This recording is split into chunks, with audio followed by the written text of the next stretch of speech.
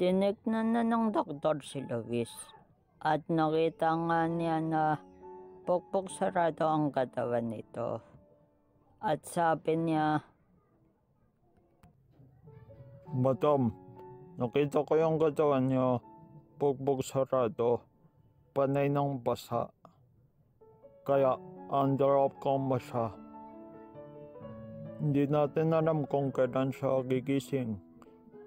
Linggo, buwan, or aabutin ng taon. Swerte na lang tayo kung buwan lang gigising na siya. Ba't hindi talaga ang tama ng pinalo sa kanya?" Dog, gawin mo ang lahat ng makakaya mo para hindi siya matagalan matulog. At magpapaimbestiga ka sa gumawa nito sa anak ko. at under investigation na nga sila Loreto. Kaya lang walang makapagsabi kung saan sila nagdadago. Umuwi muna sila ng mansyon para ipatawag yung investigador.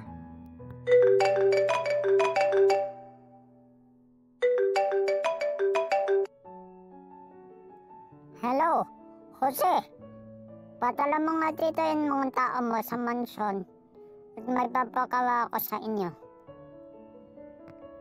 Pumunta na ngayon mga investigador sa mansyon at tinalakay na nila kung sino-sino yung mga iimbestigahan.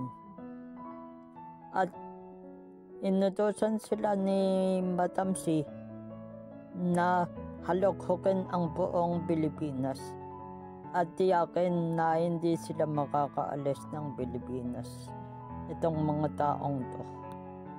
Nakampisa na nga silang maghanap. Hanggang sa isang araw, nakita nilang nakiinom yung taong pamilyar. Linabitan nila. Nagtaka sila. Doon nga nila na-confirm na tao nila Loreto yon. Bigla nilang pinasasan. "Hoy, kayo, asan yung ama niyong si Loreto? Kayo diba si Mike at saka si Olan? Kilala niyo ba kung sino yung binugbog niyo? Anak yun ni Madam C. Kung ayaw niyong mataktakan ng kaso niyo, makipagdulungan na lang kayo. Turo niyo na yung ama niyo kung nasan." Wala kaming aaminin. Hindi nga namin alam kung nasan siya eh.